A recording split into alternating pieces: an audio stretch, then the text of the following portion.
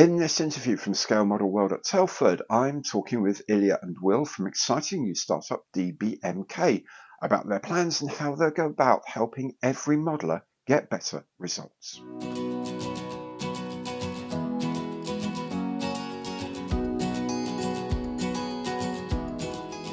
So, last interview of the weekend. I've talked about these guys a lot on the channel, and they are very, very exciting. What they're doing is amazing, and they need to tell you more about it. This is DBMK, and here, introduce yourselves, please. Hi, Ilya, you go first. Yeah, Ilya Sobolev, man from Uncle. DBMK co-owner and business partner Will. Yeah, and I'm Will Packard. I'm, as I say, we are co-owner of DBMK, and this isn't my day job, but it's something I thoroughly enjoy. Excellent. Now, they have bought a couple of what we call dimensional tests. Yeah, they're that's not actually shape framed. tests. They're shape Demonstrators. Yeah. There's a lot of kits everyone wants to buy. Everyone thinks, why hasn't someone made this? Why hasn't someone made this? And these guys are in the habit of making them. Biggest one for me, definitely the scimitar. Big fan of Fleet Air Arm. No one does a full fit scimitar. And we've had a lot of interest in that. Yeah. Bet you have.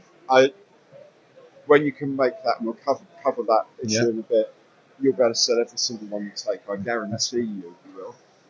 1/32 scale de Havilland Hornet as well. I think the Sea Hornet, that Mike Ransom used to be the editor of Flight International, said the Sea Hornet was the most beautiful aircraft ever made. So could be. It looks good. It's pretty, isn't it? Yeah, it is. It is a pretty aircraft. Yeah. You've got Sea Fury Yes. in process, and the F-11F Tiger in Yes. process, That's correct. and probably other things that you're not going to talk about. No. No one does, and that's fine. But how did you get to start up? You know, it's an industry that is growing, and the sense is the hobby is very much growing. But it just seems that therefore it's a big market. Why did you come in and step in and think, we can do something different? Well, I got bored of waiting for 1/48 scale scimitar. Excellent answer. And I always remember this advert in the 80s. I like the Razor so much I bought the company. Right. It's like I just got so fed up in not having one. I thought I'd set a company up to actually do it. Wow. And Ilya and I were chatting away at a barbecue, and maybe one too many beers. Yeah. And it was just like, well, are you serious? Yeah, let's do it. Wow. And it's one of these things that, and this guy did in my day job as a management consultant, where if you look at the end point, it looks unattainable. Mm-hmm. But you've got to break it down into steps, and each step along the way. So the first step was we need to get good access to an airframe. Mm-hmm. So we went out, there are 3 airframes left. Guy from Solar Sky phoned me back. Yeah, that's all doable. We agreed to terms. Then spoke to the scanning company, and Jeffrey from Hypersonic, he'd scanned an SR-721, got the name of the company, phoned them up, booked a date. Then all of a sudden, the 2 of us and a friend of ours who's in the Navy, we rocked up on a bitterly cold November day in 2021 and scanned it. And then it was one step after another from that. And I think we're at the stage now where we've got the value chain really complete, and we can talk about how the Ukraine war has disrupted things. Yeah. But we're now in a position with the high pressure kits that we really have got the complete end to end squared away. Excellent. So, have you had any experience in this industry before? Yes, I did. Oh, you? Yeah, I did. Yeah, I was involved with quite a few Ukrainian companies, manufacturers. So first one was Siga. That's late 90s. And I tried to sell them to the West, was successful. After that, in 2009, I got in touch with Taras Armory Models Group from Ivano-Frankivsk, Ukraine. And I said, if you take me on board, part of the business, I'll do the rest of it, So got promoted, started promoting their products, and come up with a couple of ideas, and basically started rolling from that point. In 2011, my business partner at that time and I, we bought Copper State Models. Oh, right. Yeah, and We ran that company successfully until 2015, after which things went wrong way, and I lost my share of the company. So when Will and I, at that modeling day, Stroke Barbecue started talking about it, I said, yeah, let's do it. I have all confidence in you, and you can rely on me. All my experience, all my knowledge will be put into it, into good action. Besides, I love naval aircraft, and Scimitar was on the in the air, up in the air, mentioned a few times, and I said, yeah, let's do it. So that's how we got together and started, yeah, working. Excellent. So you've got the intent to do it, and you've got a scan. Where did you go then for design, for product design? Because you got a scan, but you've got to Well, we went production. we went with Armory and Taras, who Ilya's mentioned, and the intention initially was to do just low pressure molding, which is a production one of 2.5 to 4,000, that kind of order of magnitude. Um, but actually, then we kind of evolved our thinking. It's what we kind of worked out that we've actually got much more of the value chain than we thought we had, so we might as well actually extend it to high pressure molding as well. So we saw some CAD images last year. Yes. And I know you guys were really hoping to be able to bring it to the show, and it's not been possible because of events. Would you just like to sort of share with us what's been going on with that? Yeah, basically, we have severe delays. You see, we outsourcing a lot of stages of production, development and production.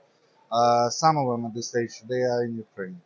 All our 3D engineers, they from Ukraine. They in Ukraine. Yeah. Taras was helping us as much as he could before the war started. And unfortunately for us, as Armory, out of 7 people working for Armory, 6 volunteered to the front. So they left last year. So all pressure, all projects, everything, production is on Taras's shoulders. Yeah. So that slows significantly, because apart from our products, he has to run his production line. So yeah. Yeah, it's basically the war was the most negative impact on our development. We would have had it here by now if it was. But the plan was always to launch, and we thought we'd comfortably be able to do it by sort of August, September this year. And it's just been really frustrating. That's the only way to describe it. Well, we just hope that the guys come back in one piece. Exactly. Because, we get a lot of. Someone was actually saying to me just earlier on today, we all complain about the weather, we're not in Ukraine. No. Let's give a moment for these people. We're not there. They are doing amazingly well in a really terrible situation. The fact that you're even able to talk to them about looking forward to the future is still very good thing. In the meantime, you've got the high pressure stuff. You say is now going to be where? As in ready when? Yes. Well, the Seafear is probably going to be the first kit that we have, and that's likely to be midway end of Q2, beginning of Q3 next year. Okay. We're just about to sign the contract for the tooling, right? And then that's then it kind of follows down a series of design stages. Excellent. So you're not going to tell us what you're planning next. I suspect, and very fascinating. No one else will either, so that's fine. But you are envisaging, once you have supply chain sorted out, production chain sorted out, you're envisioning for what, 1, 2, 3 kits a year, or? I think the plan is to have 4 kits in development at any one time. Okay. So that's what we think is the maximum we can manage at this to this level of accuracy and buildability. You learn, you get better as you go along the more you do something, typically, and we're finding that's the same. But we're, at the end of the day, we're a business. We want to. The aim is to make profit, because by that stage, then the business becomes sustainable longer term. Yes. And we've got a lot of subjects that we want to cover. Right.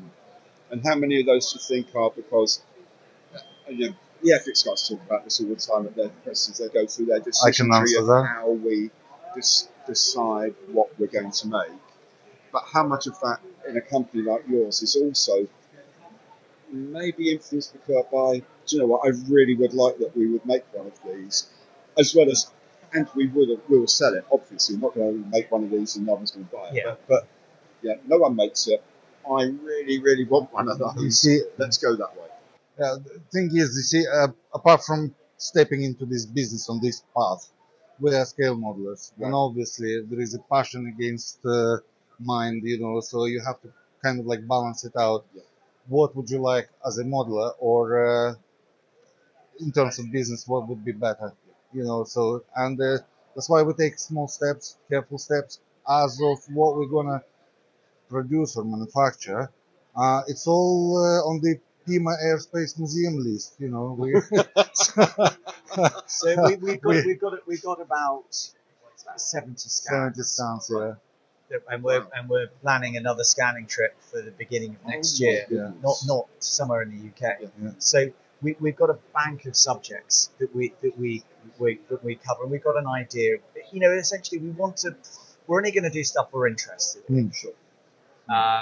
And we may stray away from aircraft. There's no guarantee that we're just going to do aircraft, because we've got other interests. That's it, we do indeed. That's Yes. intriguing. And we already done scans of We've those. already done scans of them. Yeah. So it's so that effectively we're looking to test the market and test it in terms of the technology, what the market will support. Yeah.